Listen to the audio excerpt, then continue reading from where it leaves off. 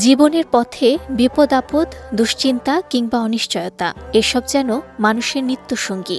এমন সময়ে অনেকেই খোঁজেন মানসিক প্রশান্তি ও আল্লাহর সাহায্য। ইসলামও শিক্ষা দেয়, সংকটের মুহূর্তে মানুষের সবচেয়ে বড় আশ্রয় হওয়া উচিত মহান আল্লাহর কাছেই। পবিত্র কুরআনে আল্লাহ তাআলা মুমিনদের ধৈর্য ও নামাজের মাধ্যমে তার সাহায্য কামনা করতে নির্দেশ দিয়েছেন। সূরা বাকারায় বলা হয়েছে, ধৈর্য ও নামাজের মাধ্যমে সাহায্য চাও, নিশ্চয়ই আল্লাহ ধৈর্যশীলদের সঙ্গে আছেন। অন্যদিকে সূরা আল ইনশিরাহে আশ্বস্ত করে বলা হয়েছে, নিশ্চয়ই কষ্টের সঙ্গে রয়েছে স্বস্তি। আব্দুল্লাহ ইবনে ওমর রাদিয়াল্লাহু তাআলা আনহু থেকে বর্ণিত রয়েছে, রাসূলুল্লাহ সাল্লাল্লাহু আলাইহি ওয়াসাল্লাম সকাল ও সন্ধ্যায় নিয়মিত এমন কিছু দোয়া পাঠ করতেন যাতে নিজের দিন, দুনিয়া, পরিবার ও সম্পদের নিরাপত্তা নিশ্চিত হয়। পাশাপাশি সামনে, পেছনে, ডানে, বামে এবং উপর থেকে সব ধরনের অনিষ্ট থেকে আল্লাহর কাছে আশ্রয় পাওয়া যায়। দোয়াটি হল, আল্লাহুম্মা ইন্নী আসআলুকাল আফিয়াতা ফিদ্দিনি ওয়া দুনিয়া ওয়া আহলি ওয়া মালি, আল্লাহুম্মাস্তুর আওরাতি ওয়া মিন রাওয়াতি, আল্লাহুম্মা ফাজনি মিন বাইনি ইয়াদাইয়া ওয়া মিন খালফি ওয়ান ইয়ামিনি ওয়ান শিমালি ওয়া মিন ফাওকি ওয়া আউযুবিকা বিআজমাতিকা আন আকতালা মিন তাহতি। এর অর্থ, হে আল্লাহ, আমি আপনার কাছে আমার দিন, দুনিয়া, পরিবার ও ধন সম্পদের নিরাপত্তা কামনা করছি। হে আল্লাহ, আমার দোষ ত্রুটি গোপন রাখুন, আমার সৌন্দর্যগুলো নিরাপদ রাখুন।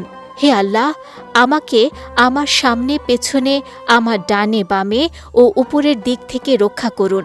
আমি আপনার কাছে আপনার মহত্বের উসিলায় আমার নিজ দিকে গুম হয়ে যাওয়া থেকে আশ্রয় প্রার্থনা করছি। হযরত আবু মুসা আশআরী রাদিয়াল্লাহু তাআলা আনহু বর্ণনা করেছেন যে, শত্রুর ক্ষতির আশঙ্কা দেখা দিলে মহানবী সাল্লাল্লাহু আলাইহি ওয়াসাল্লাম বিশেষ একটি দোয়া পাঠ করতেন, আল্লাহুম্মা ইন্না নাজআলুকা ফি নুহুরিহিম ওয়া নাউযুবিকা মিন শুরুরিহিম। এর অর্থ, হে আল্লাহ, আমরা তোমাকেই তাদের মুখোমুখি করছি এবং তাদের অনিষ্টতা থেকে তোমারই কাছে আশ্রয় চাচ্ছি। হাদিসে আরও এসেছে, কোনো বিপদ বা শোক নেমে এলে ইন্না লিল্লাহি ওয়া ইন্না ইলাইহি রাজিউন এবং আল্লাহুম্মা আজিরনি ফি মুসিবাতি ওয়া আখলিফ লি খাইরা মিনহা দোয়া পাঠ করলে আল্লাহ সেই ক্ষতির উত্তম প্রতিদান দান করেন। এছাড়া হযরত ইউনুস আলাইহি ওয়াসাল্লামের দোয়া, লা ইলাহা ইল্লা আনতা সুবহানাকা ইন্নী কুনতু মিনাজ জালিমিন, বিপদ থেকে মুক্তির অন্যতম দোয়া হিসেবে হাদিসে উল্লেখ করা হয়েছে। মহামারীর মতো দুর্যোগের সময়ও ইসলাম সতর্কতার নির্দেশ দিয়েছে। রাসূলুল্লাহ সাল্লাল্লাহু আলাইহি ওয়াসাল্লাম বলেছেন, আক্রান্ত এলাকায় অবস্থান করলে সেখান থেকে বের না হতে এবং বাইরে থাকলে সেখানে প্রবেশ না করতে। বিপদের সময়ে শুধু দোয়া নয়, ধৈর্য, নামাজ, প্রয়োজনীয় সতর্কতা এবং আল্লাহর উপর পূর্ণ ভরসাই একজন মুমিনের সবচেয়ে বড় শক্তি।